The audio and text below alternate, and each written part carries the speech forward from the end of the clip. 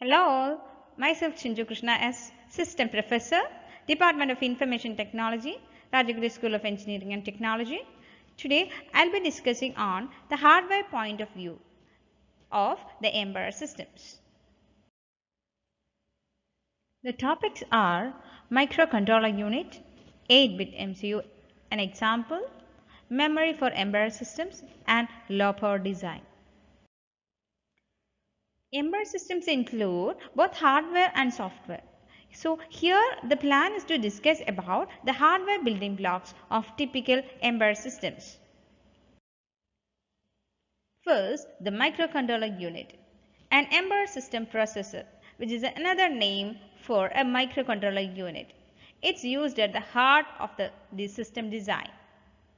So there is a processor part inside the MCU, or this is a CPU or the computing engine of the MCU. The other blocks inside it are the memory, peripheral controllers or other components. The number and kind of peripheral controllers is not standard. So various MCU have different sets of peripherals. This picture gives the internal structure of an MCU. So the various components are CPU, peripherals, timing and control, and the peripherals are connected with the memory units that are RAM and ROM.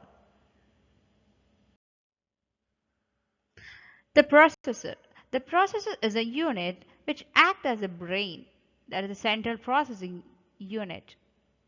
Since the memory and the peripheral controllers are inside the chip, the data bus as well as the address bus are internal.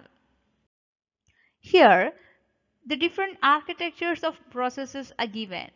There are two types of architectures, von Neumann architecture and the Harvard architecture. In von Neumann architecture, the code and the data share the common address space. They are accessed using the same bus. Example, MPU x86 series. And coming to the Harvard architecture, the code and data are considered distinct. Hence, they are accessed by separate buses. Also, they have separate storage spaces. The instructions are stored in the flash ROM and data are in the RAM.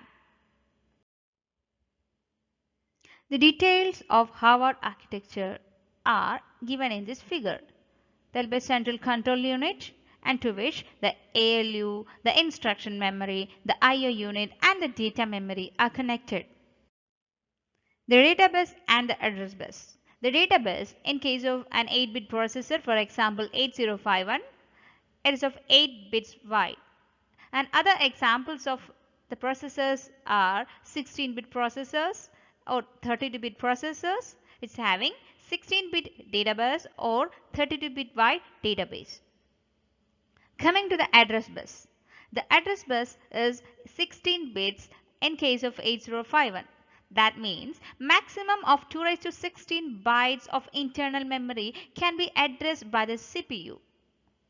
And the RAM will be relatively small and memory actually is referred to the ROM. Next is registers for peripherals. The example is timer. So timer is a unit which allows the generation of square wave which can be taken out from one of the pins. Inside the MCU, the timer unit has register for fixing up the period, mode, etc.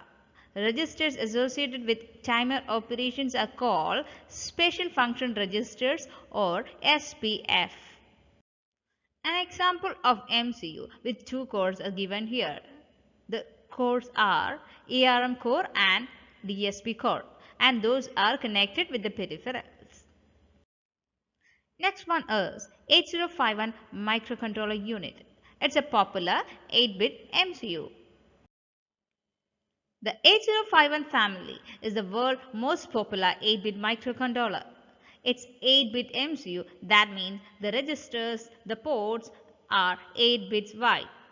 The data transfer can occur at a maximum rate of 8 bits at a time. The address bus is 16 bits, that means the maximum size of internal ROM is 2 raised to 16 bytes. The Functional pin configuration of 8051 MCU is given here. It has 4 ports named P0, P1, P2 and P3. All these pins can be used as input or output or have dual functions. Here, the port 3 can act either as I/O or can act as signal lines for the functions.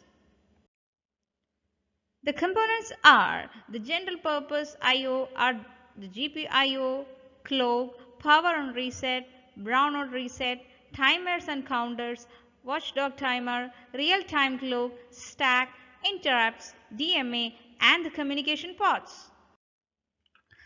The comparison of different memory types are given here.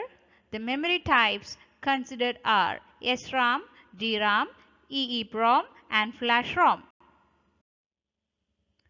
The low power design can be achieved by considering these factors: high frequency of operation, high power supply voltage, complex hardware, higher bus widths, I/O devices, circuit design using low power modes of processor and the battery type. The reference is Embedded System and Integrated Approach by Laila Bidas. Thank you.